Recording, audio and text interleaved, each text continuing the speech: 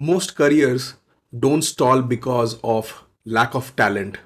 It stalls because of one thing, and that's having a bad manager. That's the truth. And I can tell you from my experience of 22 plus years being in the industry, both on the corporate side as well as coaching mid career professionals, a bad boss can cause a lot of damage and it may be very difficult to recover, not just from a career trajectory growth perspective, but also from your own confidence perspective. But one good thing about having a bad boss is you don't need more than 90 days to know that you have landed up with somebody you don't want to work with. It just takes 90 days. Let me explain and let me also tell you my story from my corporate life. I am also going to share with you what are the signs that you should be looking out for to understand if you have landed up with the wrong person. And secondly, I will also share my playbook with you by using which you would be able to turn things around. Welcome to this edition of Unscripted. I am Rahul Gupta. I am a leadership and career coach and founder of Transform Ahead. Today's edition is a solo podcast. It's just you and me, where I share some of my personal views on topics which is important for your career and growth.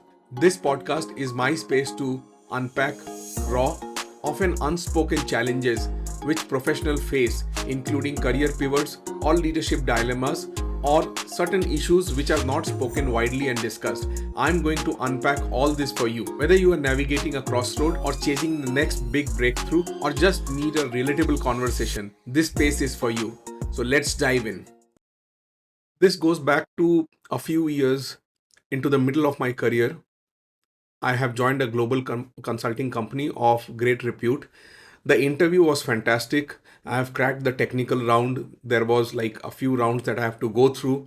The HR round went well, and then I had the hiring manager round.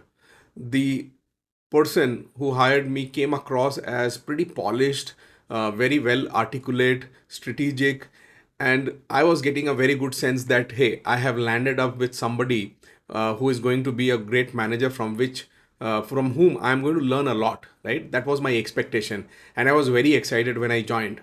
Now, first day went very well. Lot of good introductions, etc., that happened with the team, with the boss, etc., etc., and looked like I'm at the right place again. The signs were all positive, so I was going full steam with a lot of energy and enthusiasm. Obviously, in the new job, there was a bit of uncertainty out there, but then the environment was quite comfortable. A few days passed and things were looking normal.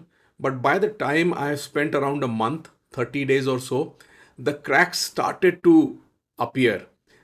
The way I figured it out, because there was one proposal I was working with, and I had pretty good experience in writing great proposals, which has converted into contracts. So I wrote this proposal, which was very strategic, detail oriented. It captured everything which the client was asking for, and I was like, okay, this is my first deliverable in the firm, and this is going to be rock solid, and I'm going to get appreciated because of that.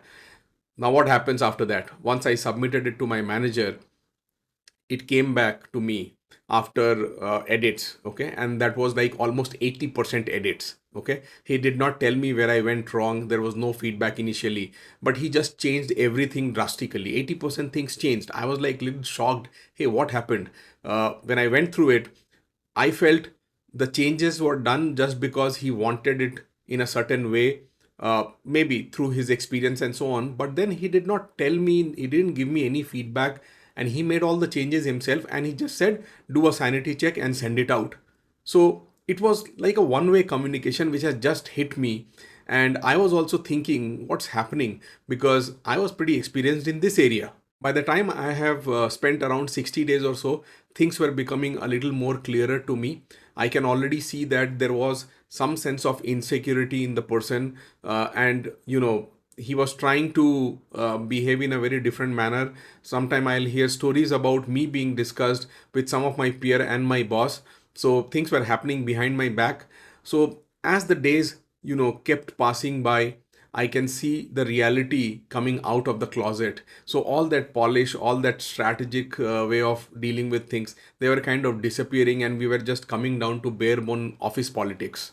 By day 75 or so, I think I kind of got a sense that this environment is getting toxic. It was In fact, I was doubting myself initially that how can something so quickly turn so bad, whereas the first impression was so awesome. So, I was doubting, but then day 75, I was kind of pretty clear that this place is not a place where I want to stay. I had to take a brutal decision. Obviously, if something shows up in the CV as a job change in 90 days time, it doesn't go well with other recruiters and all. That was weighing on my mind. I was also thinking that I joined with certain kind of expectation. Nothing has got fulfilled. Is this the right time to kind of move on? So give or take 75 to 80 days I have spent here, and then I had to take a decision, and I decided to move on. Most people would have waited this out, but I decided to move on. I did not go to the market for job change, but I decided to have an internal job transfer. So I started reaching out to other leaders in the firm, and I made my move. Now, here is the truth. Most professional, by the time they have spent 60 to 90 days in a firm, they get a sense about whether this is the right place or not for them. However, they keep postponing their thought process, and they hope that magically things will start turning to be better for them. Now, hope is not a strategy. We need to think about what we should be doing next based on the signs that comes to us. And there are a few signs that you will be able to identify if you are vigilant about what's happening in and around you. The first and foremost sign is disempowering leadership. While people may tell you to take initiative, take lead, but when it comes to doing so, they will keep monitoring you, they will not trust you. There will always be a scrutiny on top of you, second guessing of what you have decided to do. For everything you require a sign of. This is a clear sign of disempowering leadership. If that's happening, that's sign number one. Sign number two is all about shifting expectation. Right now, the expectation is X. After 2 days, the expectation is Y. For example, right now the person is going to tell you you need to be creative in your solution. The next time you are creative in a solution, you are being told that you need to be practical and you need to do XYZ. So there is kind of contradiction in terms of the expectation, which is continuously shifting. Sign number three is defensiveness when you speak up. Suppose you find an issue or you want to raise a concern. As soon as you do that, either you are labeled as aggressive or you are not collaborative. So there is a judgment which is now getting tagged to you. And finally, you see the fourth sign is lack of transparency.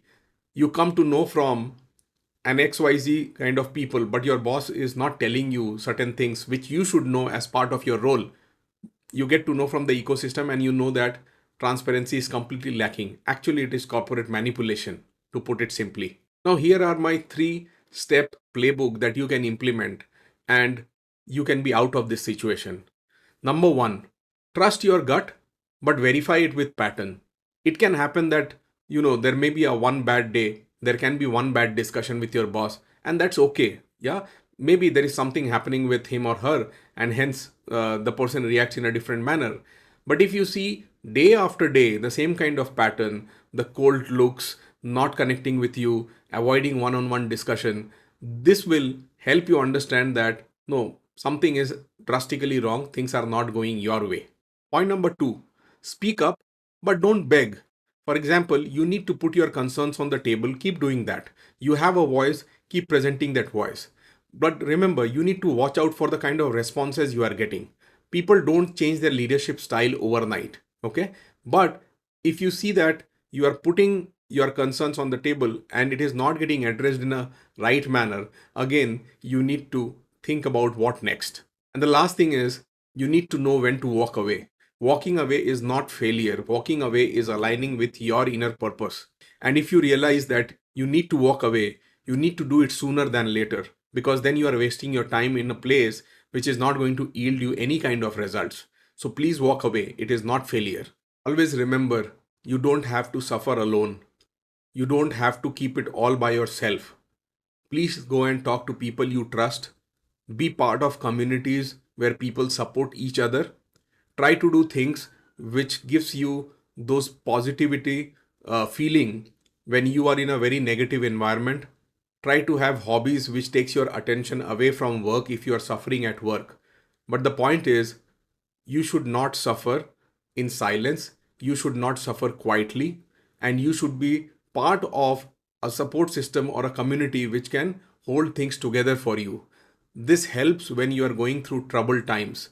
And believe me, you are not alone. There are many, many, many professionals who are facing this as you are watching this or listening to this particular podcast edition.